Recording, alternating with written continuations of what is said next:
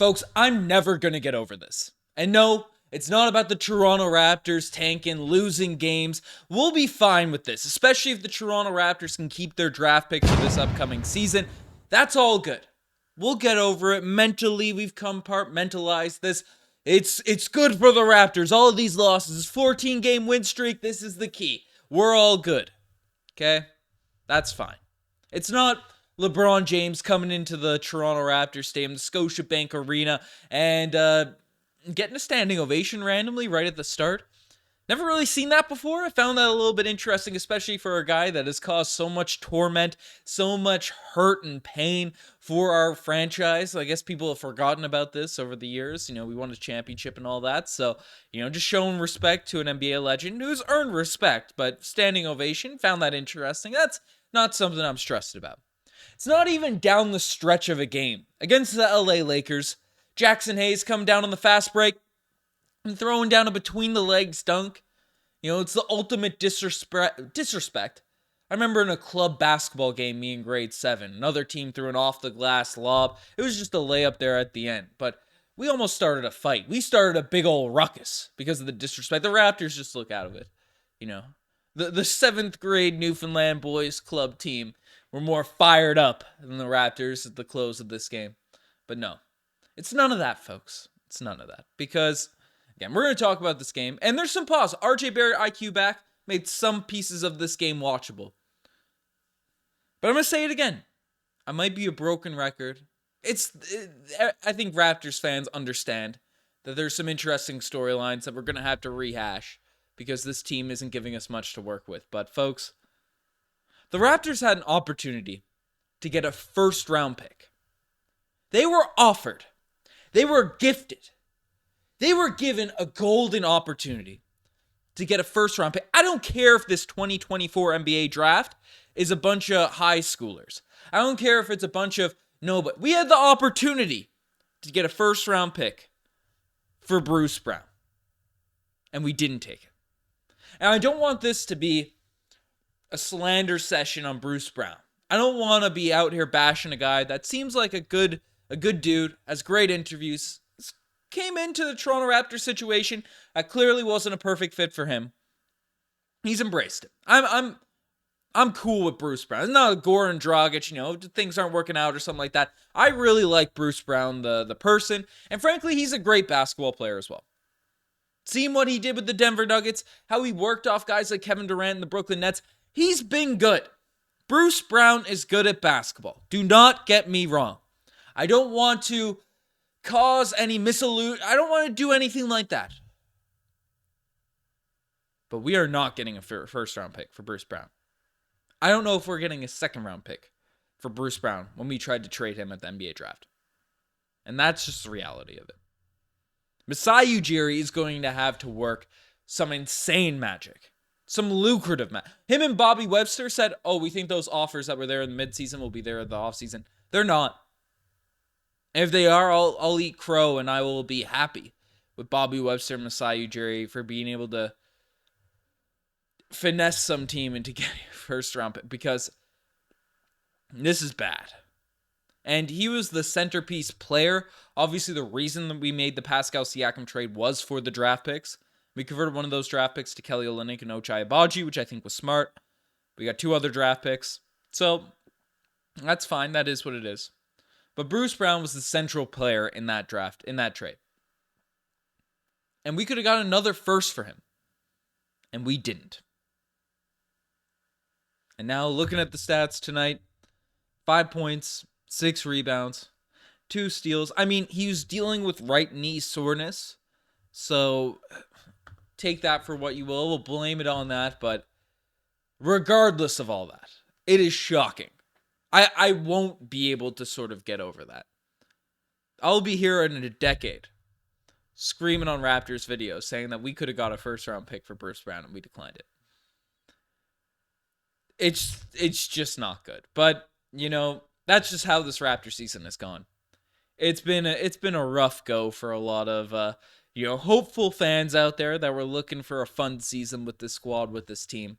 There's been some positives. There's been some interesting storylines. And one of the positives of this year is acquiring RJ Barrett, who is back in the lineup tonight. Again, the Raptors got smoked, but RJ Barrett looked like he didn't miss a beat after, extended absence, unfortunate passing of his brother, but came out in this game, looked motivated, looked ready to go. In just 26 minutes for RJ Barrett, had 28 points, 6 rebounds, 6 assists, really efficient shooting. I mean, or not 6, sorry. 6 rebounds, 6 assists. Don't have my glasses in.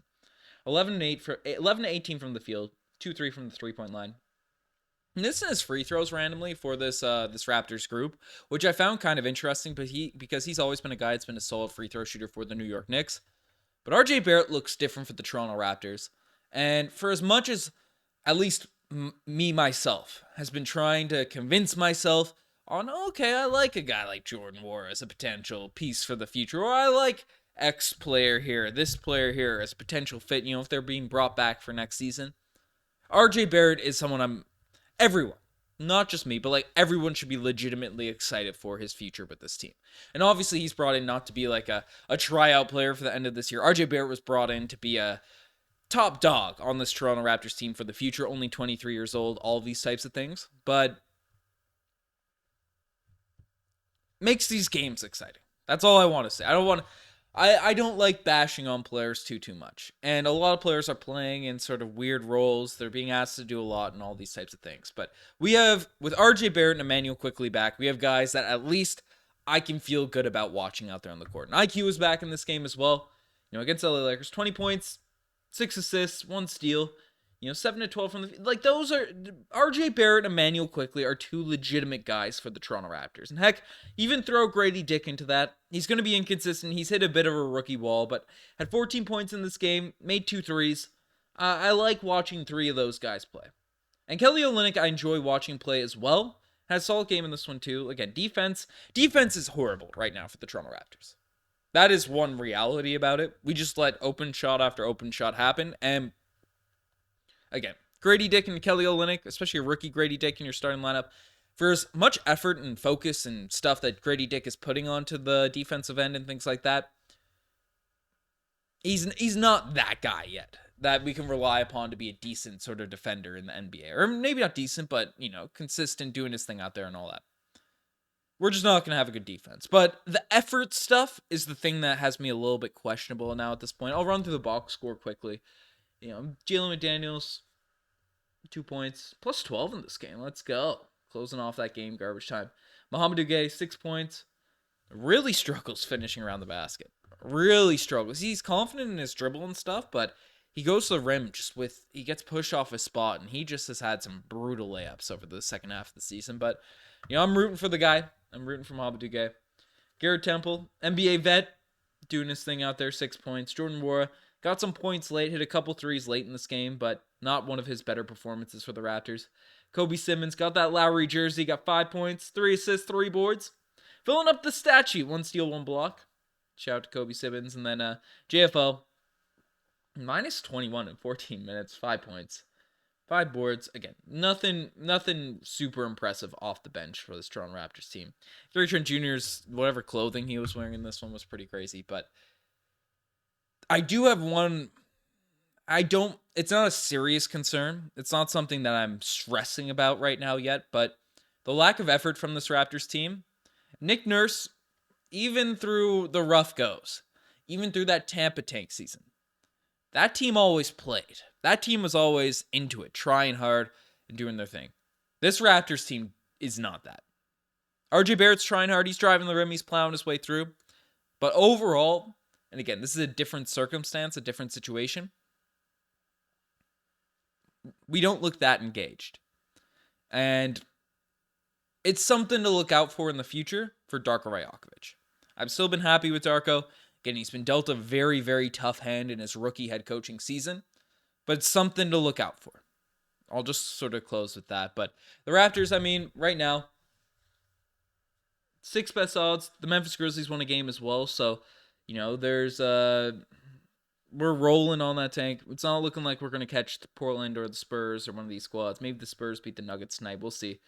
But it's an interesting spot. It's an interesting sort of position to root for. I'm rooting for this Raptors team at least have some players that are doing their thing, but I don't know. How are you guys feeling about this season? The close off of this year?